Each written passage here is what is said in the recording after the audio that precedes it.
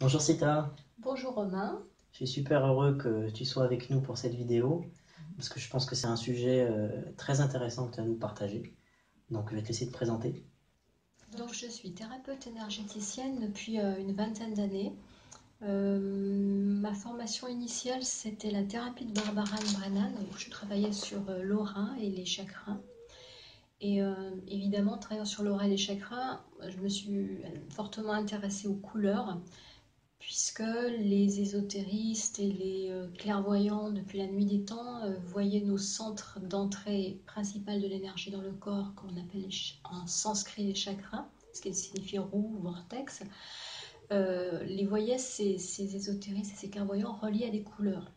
Et effectivement, dans les années 80, Barbara Ann Brennan, qui était une scientifique qui faisait partie d'un département de la recherche de la NASA à l'origine, a pu démontrer à l'université de Berkeley en Californie, avec le système Fourier, qui est un système d'électrodes d'argent très sensible, qui ont été posés sur les chakras, qu'effectivement les chakras enregistraient et fonctionnaient aux longueurs d'onde qu'avaient vu les ésotéristes et les clairvoyants.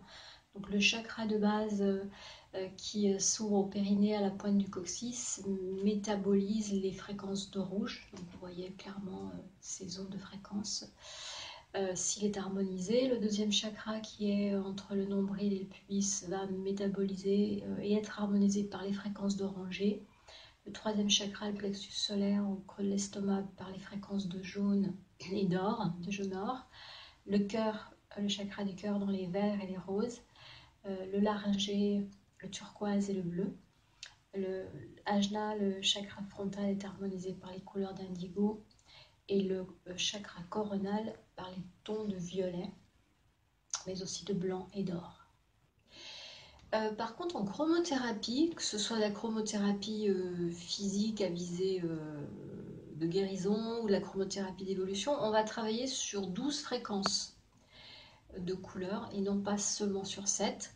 Alors les 12 fréquences du cercle chromatique, ça c'est un cercle qui est issu d'un livre de peinture, hein, c'est Iten qui l'avait mis au point. On voit sur le cercle chromatique que nous avons trois couleurs primaires qui sont le rouge, le jaune et le bleu. En se mélangeant de par deux, elles donnent les couleurs secondaires, qui sont aussi des maîtres guérisseurs. L'orange qui décristallise, le vert qui régénère, le violet qui transmute. Et en se remélangeant, elles donnent les 12 fréquences du cercle chromatique, que sont le rouge, le corail, l'orange, l'or, le jaune, le vert tilleul, le vert émeraude, le turquoise, le bleu, l'indigo, le violet et le magenta. Donc Sita, j'ai une question pour toi parce que je pense que pour beaucoup des personnes qui nous écoutent, les notions de chakra, d'aura sont des choses ésotériques. Est-ce que tu pourrais nous parler de l'aspect scientifique, voilà, du chakra, de l'aura, de l'énergie?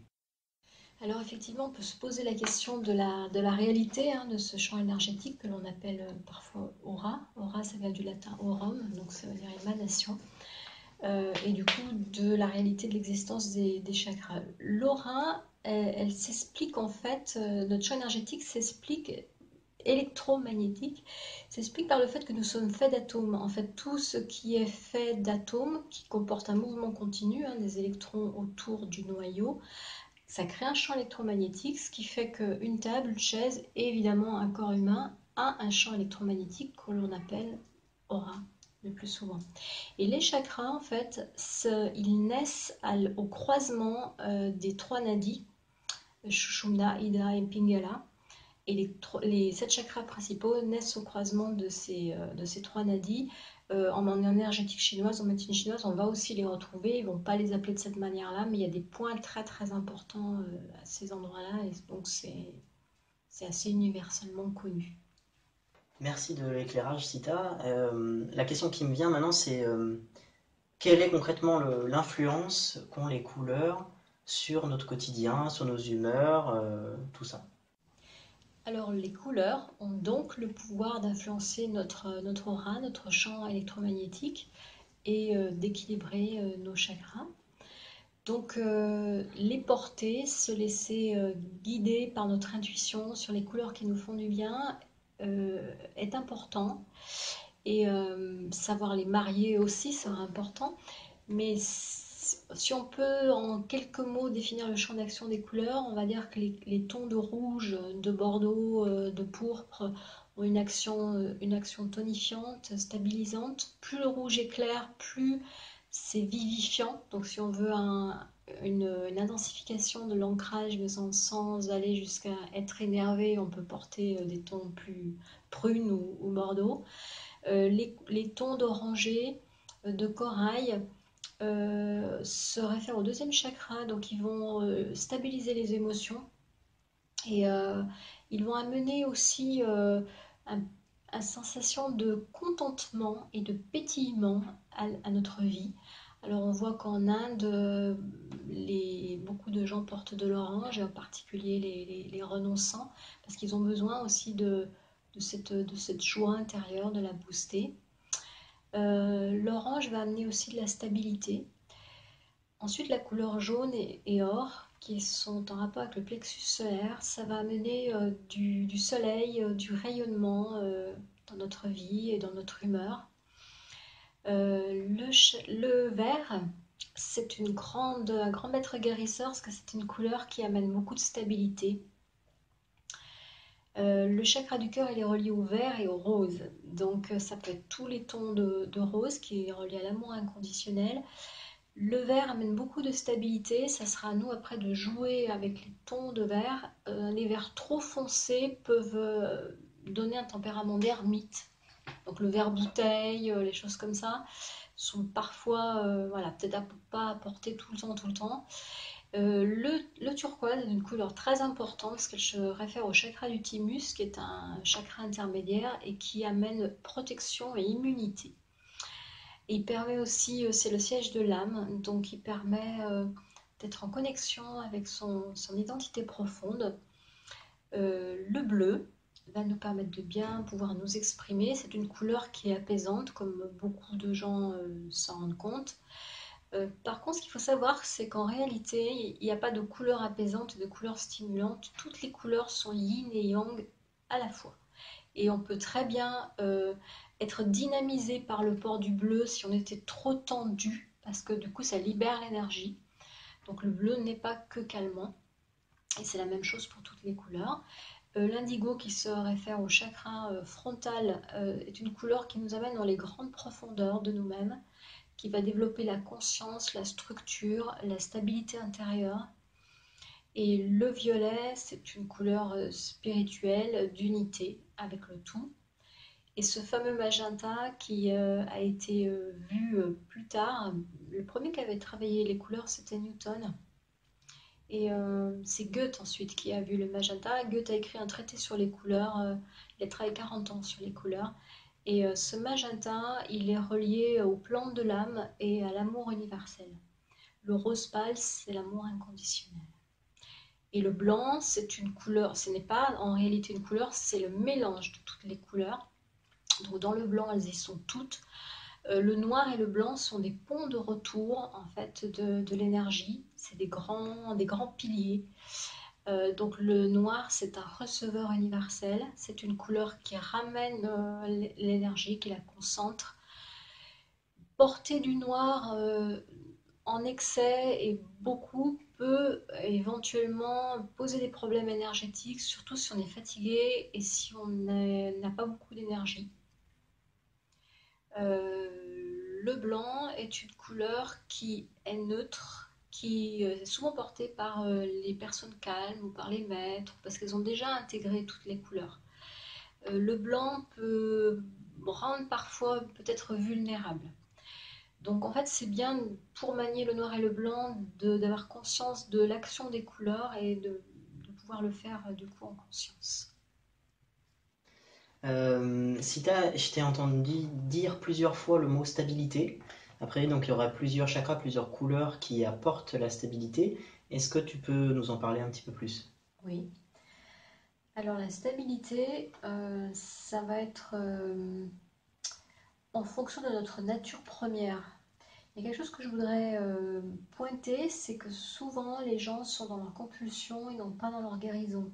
C'est-à-dire que les gens qui, par exemple, sont d'une nature assez vive, voire même excitée, ils vont naturellement s'habiller en rouge, se mettre des t-shirts rouges, et les timides vont s'habiller en beige, en bleu, etc., etc. Donc, si on veut acquérir de la stabilité, c'est bien de respecter le port des couleurs dans l'ordre des chakras. Par exemple, plus les couleurs d'ancrage, les rouges, les pourpres, les bordeaux en bas du corps. Donc, typiquement, mon pantalon bordeaux, c'est Voilà. mieux d'avoir le pantalon que le t-shirt bordeaux. Oui, et surtout d'éviter de porter, moi je dirais du rouge vif, du rouge pétard, pompier sur le torse. C'est là, ça va surexciter en particulier le plexus solaire.